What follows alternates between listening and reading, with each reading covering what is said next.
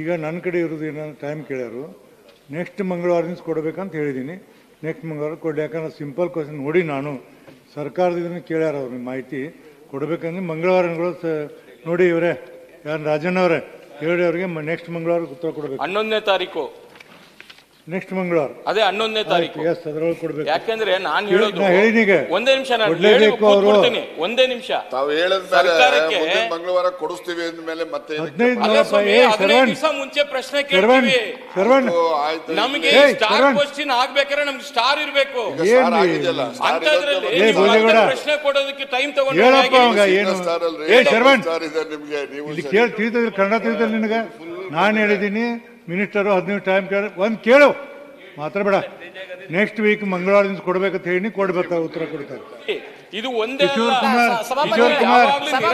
ಕಿಶೋರ್ ಕುಮಾರ್ ಸಭಾಪತಿಗಳೇ ಸರ್ಕಾರ ಯಾವಾಗ ನೋಡಿದ್ರೆ ಹಿಂಗೆ ಅಲ್ಲ. ಕಿಶೋರ್ ಕುಮಾರ್ ಹೇಳಿನ ಕೂಡಿ ಸಭಾಪತಿಗಳೇ ನಂದೊಂದು ಮನವಿ ಕೂಡ್ರಿ. ಅಲ್ಲ ಏನಿಲ್ಲ ಸಭಾಪತಿ ಮಾತಾಡಕ್ ಕೊಡ್ಬೇಡಿ ಸಭಾಪತಿಗಳೇ. ಕಳೆದ ಅಧಿವೇಶನದಲ್ಲಿ ನಂದು 2 ಸ್ಟಾರ್ ಕ್ವಶನ್ ಗೆ ತಾವು ಇದೇ ತರ ಸರ್ಕಾರಕ್ಕೆ ಮಾಹಿತಿ ಕೇಳಿದ್ರೆ ಅವರು ಕೊಡ್ಲೇ ಇಲ್ಲ.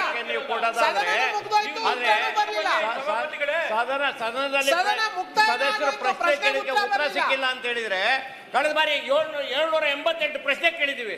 ಇನ್ನು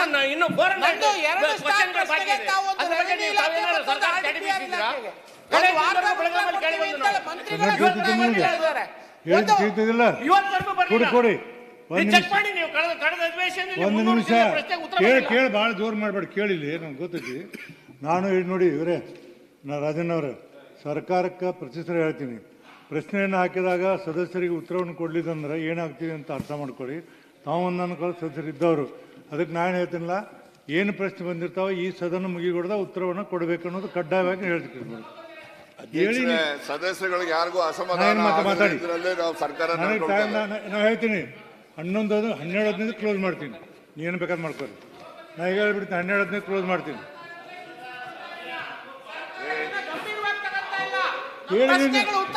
ನಿಮ್ಗೆ ತಿಳಿದಿಲ್ಲ ಹೇಳಿದ್ರೆ ಹೇಳಿ ತಿಳಿದಿಲ್ಲ ನಾನು ನೋಡಿ 12-15 ಕ್ಲೋಸ್ ಮಾಡ್ತೀನಿ. ನಾ ಹೇಳ್ತೀನಿ ಮೇಲೆ 12-15 ಕ್ಲೋಸ್ ಮಾಡ್ತೀನಿ. ಏನು ಹುಡುಗಾಟಿಗೆ ಮಾಡ್ತೀನಿ. ಹೇಳಿದವ್ರು ಕೇಳ್ಬೇಕು, ಮಾತಾಡ ಸದನ ಹೆಂಗ್ ನಡೆಸ್ಬೇಕು ಅಲ್ಲಿ ಹೇಳಿ. ನೀ ಏನ್ ಮಾಡಂತ ಒಂದ್ ನಿಮಿಷ ಏನ್ ಮಾಡಂತ ಒಂದ್ ನಿಮಿಷ ಕೇಳಿ ಕೇಳಿ. ಆಗ್ಲೇ ಹಿಂದಿನ ಸದನದಲ್ಲಿ ನಾವು ಕೇಳಿರತಕ್ಕಂತ 843 ಪ್ರಶ್ನೆಗೆ 380ಕ್ಕೂ ಮಾತ್ರ ಉತ್ತರ ಬಂದಿರತಕ್ಕಂಥದ್ದು. ಯಾಕೆ ಬಂದಿಲ್ಲ ಅದಕ್ಕೆ ಉತ್ತರ ಕೊಡ್ಲಿ. ಈಗ ನಾವು ಪ್ರಶ್ನೆಗೆ ನೀವು ಮತ್ತೆ 1 ವಾರ ಟೈಮ್ ಕೇಳ್ತೀರಿ. ನಾವು ಪ್ರಶ್ನೆ ಕೇಳೋದೇ ಬೇಡ, ನಮ್ಮ ರೈಟ್ಸ್ ಅಲ್ವಾ, ಅದು ನಮ್ಮ ಹಕ್ಕು ಅಲ್ವಾ. ಕೇಳೋದು ಬೇಡ ಅಂದ್ರೆ ಬಿಟ್ಬಿಡಿ, ಇನ್ಮೇಲೆ ಕೇಳೋದೇ ಬೇಡ. ನಾವು ಯಾಕೆ ಬೇಕಿಲ್ಲ, ಯಾಕೆ ಸದನಕ್ಕೆ ಬರ್ಬೇಕು? ನಾವು ಪ್ರತಿ ಸದನದಲ್ಲಿ ಇದೇ ಮಾಡ್ತಾರೆ ಇವರು. ನೀವು ನಮ್ಮ ರಕ್ಷಣೆಗೆ ಬನ್ನಿ ಅಂತ ನಾವು ನಿಮ್ಮನ್ನ ಕೇಳ್ಕೊತಾ ಇದೀವಿ ಅಷ್ಟೇ. ಬುದ್ಧಿ ಆಯ್ತಲ್ಲ ಹೇಳ್ತೀನಿ. ರಕ್ಷಣೆ ಬರಕಂದ್ರೆ ಹೇಳಿನಿ, ಸ್ಟ್ರಿಕ್ಟ್ ಆಗಿ ಹೇಳಿದೀನಿ. ನೆಕ್ಸ್ಟ್ ವೀಕ್ ಕೊಡ್ಬೇಕಂತ ಹೇಳಿ ಏನ್ ಮಾಡ್ಬೇಕು ನಾನು? ರಕ್ಷಣೆ ಇನ್ನೇನ್ ಮಾಡ್ಬೇಕು ನಿನಗೆ? ನೆಕ್ಸ್ಟ್ ವೀಕ್ ತಗೊಂಡು ಹೋಗ್ಬೇಕು. ಇದು ಮುಂದುವರಿಬಾರ್ದು ಅಂತ ಹೇಳೋದು. ಸರ್ಕಾರಕ್ಕೆ ಹೇಳಿದೀನಿ ನಾನು, ನಿಮ್ ಫೀಲಿಂಗ್ ತಿಳ್ಕೊತೀನಿ. ಕೇಳಿವ್ರೆ ಏನು ನೀವು ಸುಮ್ಮನೆ ಮಾತಾಡ್ತೀವಿ, ಕೆಲಸ ಇಲ್ಲ. ಮಾನ್ಯ ಸಭಾಪತಿಯವರೇ, ನನ್ನ ಚುಕ್ಕೆ ಗುರುತಿನ ಪ್ರಶ್ನೆ 32 ಗಣಿ ಮತ್ತು ಭೂವಿಜ್ಞಾನ ಸಚಿವರಿಗೆ. ಸುಮ್ ಕುಂದ್ರ ಕಲಿ. ಸನ್ಮಾನ್ಯ ಅಧ್ಯಕ್ಷರೇ, ಉತ್ತರವನ್ನು ಒದಗಿಸಲಾಗಿದೆ.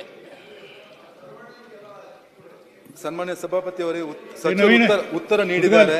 ಕುತ್ಕೋಲಿ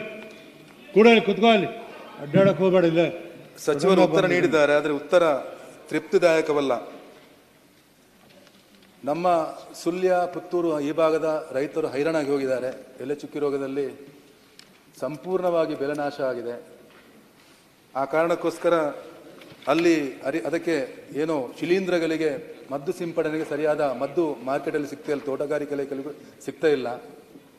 ಅದರ ಜೊತೆಗೆ ಪೋಷಕಾಂಶಗಳನ್ನು ಕೂಡ ಸರಿಯಾಗಿ ಕೊಡ್ತಾ ಇಲ್ಲ. ಆ ಕಾರಣಕ್ಕೋಸ್ಕರ ರೈತ ಸೋತಿದ್ದಾನೆ, ಹೈರಾಣಾಗಿದ್ದಾನೆ. ಅದಕ್ಕೋಸ್ಕರ ಸರ್ಕಾರ ಇದಕ್ಕೆ ಸರಿಯಾದ ಕ್ರಮವನ್ನು ಕೈಗೊಳ್ಳಬೇಕು. ಅದರ ಜೊತೆಗೆ ಔಷಧಿಗಳ ಕೊರತೆ ಉಂಟು.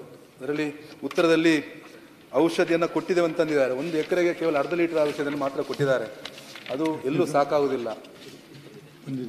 ಕೇಂದ್ರದಿಂದ ಬಂದಂಥ ಅನುದಾನವನ್ನ 60% ಅನುದಾನ ಕೇಂದ್ರದಿಂದ ಬಂದಿದೆ, ಇನ್ನೂ ಕೂಡ ಬಿಡುಗಡೆ ಆಗಿಲ್ಲ, ರೈತರ ಕೈ ಸೇರಿಲ್ಲ. ಅಂದ್ರೆ 60-40 ಇದರಲ್ಲಿ ರಾಜ್ಯ ಮತ್ತು ಕೇಂದ್ರದಲ್ಲಿ ಅನುದಾನ ಬರಬೇಕು, ಸಿಗಬೇಕು ಅವರಿಗೆ. ಆದರೆ